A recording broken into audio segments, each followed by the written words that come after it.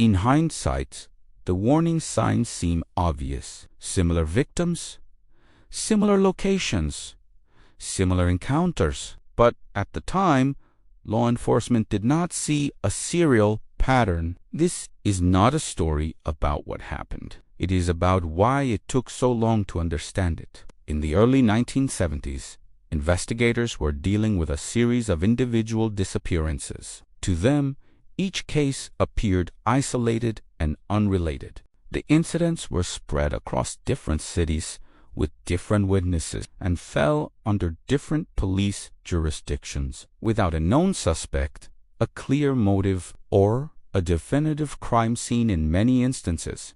Police treated these events as separate missing person cases. They lacked the connecting thread that would later become horrifyingly clear. The investigative framework at the time was simply not equipped to handle a perpetrator who operated across such a wide geographical area, leaving a trail of seemingly disconnected tragedies. A major obstacle was the lack of interagency communication. Back then, there was no centralized database connecting police departments across different cities, counties, or states. Information sharing was minimal, often relying on phone calls or mailed reports, which was a slow and inefficient process.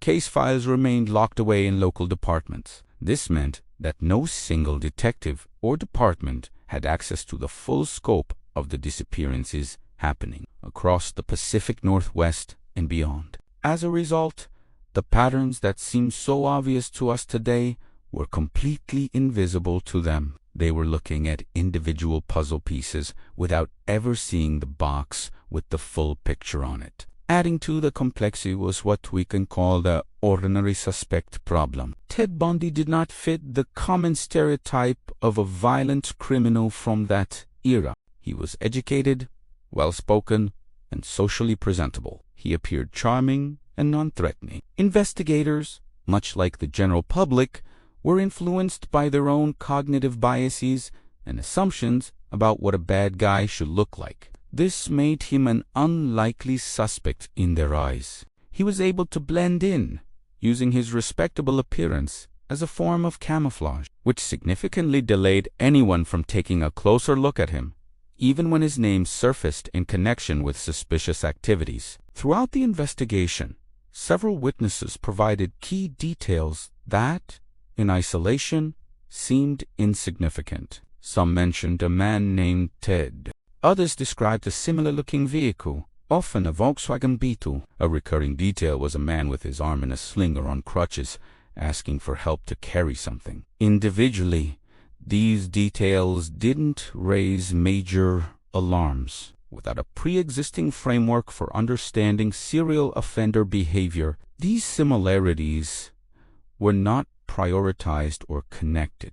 They were just scattered pieces of information in separate case files. It took a long time for anyone to realize these were coincidences, but rather a meticulously crafted signature of a single predator. We also have to remember the technological limitations of the time. The sophisticated investigative tools we take for granted today simply did not exist. There were no national DNA databases. There was no instant, real-time data sharing between police forces. The concept of behavioral profiling units, like the FBI's Behavioral Science Unit, was still in its infancy and not widely utilized in local investigations. Detectives had to rely on traditional methods, conducting interviews, writing handwritten reports, and manually comparing records and witness statements.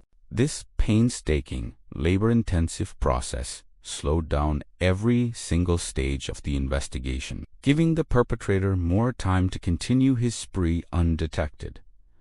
So, what finally changed? The turning point in the investigation came when a survivor was able to provide direct testimony. This was a monumental breakthrough. A direct identification, combined with the growing pile of circumstantial evidence and the repeated witness descriptions from different locations, finally allowed investigators to focus their efforts on a single primary suspect. Once law enforcement agencies began actively sharing information and viewing the cases as a connected series rather than isolated incidents, the pattern became undeniable. The disparate puzzle pieces were finally assembled, revealing a chilling and cohesive picture of a serial predator at work. The Ted Bundy case fundamentally changed how law enforcement approaches serial crime.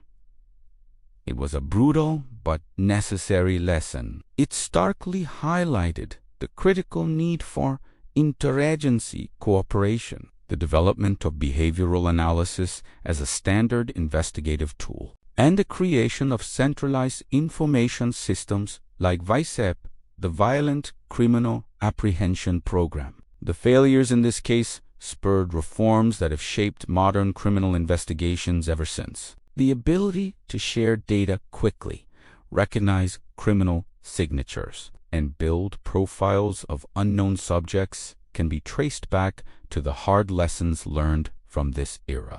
Understanding these investigative failures isn't about assigning blame to the officers on the ground. It's about recognizing the systemic limitations they faced, learning from the mistakes of the past, and building better systems to prevent them from happening again.